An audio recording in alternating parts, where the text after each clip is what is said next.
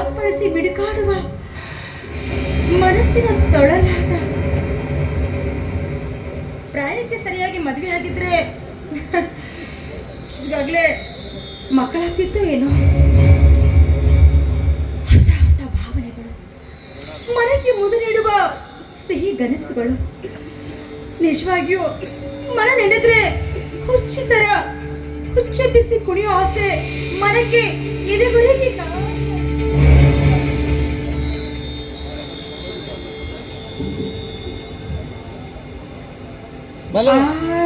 ನನ್ನ ವಿಷಯದಲ್ಲಿ ಆಗಿತ್ತು ಅದೇ. ಹೃದಯದ ಗೂಡಲ್ಲಿ ಅವನೇ ಅಮಿತ್ ಎಂಬುವನು ಭದ್ರ ಕುಳ್ಕೊಂಡು ಬಿಟ್ಟಿದ್ದಾನೆ. ಅವನಿಂದ ಮನಸ್ಸು ಹುಚ್ಚಿ ತರ ಹಠ ಮಾಡೋದ್ರಲ್ಲಿ ಯಾವ ಸಂದೇಹ ಇಲ್ಲ. ಅವನೊಬ್ಬ ಅರಮನೆಯ ಆಡಂಬರದ ದೊಡ್ಡ ಯುವರಾಜ, ರಾಜ್ಕುಮಾರ.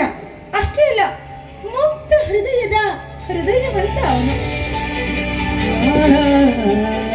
ಅವನಂದ್ರೆ ನನಗೆ ಪಂಚ ಪ್ರಾಣ, ತುಂಬಾ ಇಷ್ಟ. ಅವನು ಓದಿ ಬಿಟ್ಟಂತಹ ಪುಸ್ತಕಗಳನ್ನ ನಾನು ಓದ್ಕೊಂಡೆ, ಪಾಸಾಗಿ ಇಷ್ಟತ್ರ ಬೆಳೆದು, ಒಟ್ನಲ್ಲಿ ಆಡಿ ಕೂಡಿ ಬೆಳೆದು ಸ್ನೇಹ ಈಗ ಪ್ರೀತಿಯಾಗಿ ಹೆಮ್ಮರವಾಗ್ಬಿಟ್ಟಿದೆ. ಅವನು ಎಂತ ಹುಚ್ಚ ಅಂದ್ರೆ ಎದೆಗೂಡಲ್ಲಿ ಸಿಕ್ಕಾಪಟ್ಟೆ ಪ್ರೀತಿ ಇಟ್ಕೊಂಡಿದ್ದಾನೆ.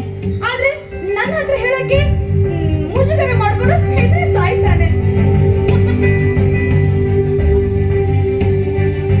ನಾನೇನು ಕಡಿಮೆ ಇಲ್ಲ, ನಾನಿಗೆ ಬೇಕು ಅಂದ್ರೆ ಸಿಕ್ಕಾಪಟ್ಟೆ ಸತಾಯಿಸ್ಬಿಡ್ತೀನಿ, ಅವನಿಗೆ ಬಂದು ಎಲ್ಲ ಹೇಳಿ ಅಂತ.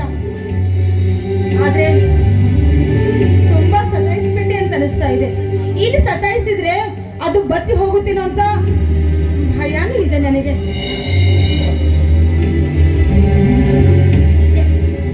ಕರೆಕ್ಟ್, ಸರಿಯಾದ ಒಂದು ಪ್ಲಾನ್ ಮಾಡಿ ಅವನ ಸಿಕ್ ಹಾಕ್ಸಿ ಅವನಿಂದ ಅವನಾಗೆ ಬಾಯಿ ಬಿಟ್ಟು ತನ್ನ ಮನಸ್ಸಿನ ಪ್ರೀತಿಯನ್ನ ಕೂಗಿ ಕೂಗಿ ಬಿಚ್ಚಿ ಹೇಳ್ಬೇಕು.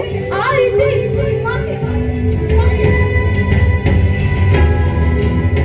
ನೋಡೋಣ. ಅಮಿತ್ ಇನ್ನು ಹೆಚ್ಚು ದಿವಸ ನನ್ನ ಕಾಯಿಸೋದಿಲ್ಲ. ನೀನಾಗಿ ಯಾವಾಗ ನಿನ್ನನ್ನೇ ಪ್ರೀತಿ ಮಾಡ್ತೀನಿ ಅಂತ ಹೇಳೋ ಆ ಮಾತಿಗೋಸ್ಕರ ಉಸಿರನ್ನ ಬೇಗ ಹಿಡಿದು ಕಾಯ್ತಾ ಇರ್ತೀನಿ. ಅಮಿತ್, ಬೇಗ ಹಿಡಿದು ಕಾಯ್ತಾ ಇರ್ತೀನಿ. ದೇವೇ, ನನ್ನೆಲ್ಲ ಈ ಕನಸುಗಳನ್ನ ಆದಷ್ಟು ಬೇಗ ಈಡೇರಿಸು. ತಂದೆ ಕೊರಗಜ್ಜ, ನಿನ್ನನ್ನೇ ನಂಬಿದ್ದೀನಿ. ನನ್ನ ಈ ಪ್ರೀತಿ ನನ್ನ ಹೃದಯ ಸೇರ್ತಾರ ನೀನೇ ಮಾಡ್ಬೇಕು. ನೀನು ಕೈ ಬಿಟ್ರೆ ನನ್ನ ಗತಿ ಅದೋ ಗತಿ. ಅಮಿತ್ ಅಮಿತ್, ಇವ್ ನೆನಪಲ್ಲಿ ಒಳಗಡೆ ಏನ್ ಮಾಡ್ತಿದ್ದೆ ಕೆಲಸ ಅರ್ಧಕ್ಕೆ ಬಿಟ್ಟು ಬಂದ್ಬಿಟ್ಟು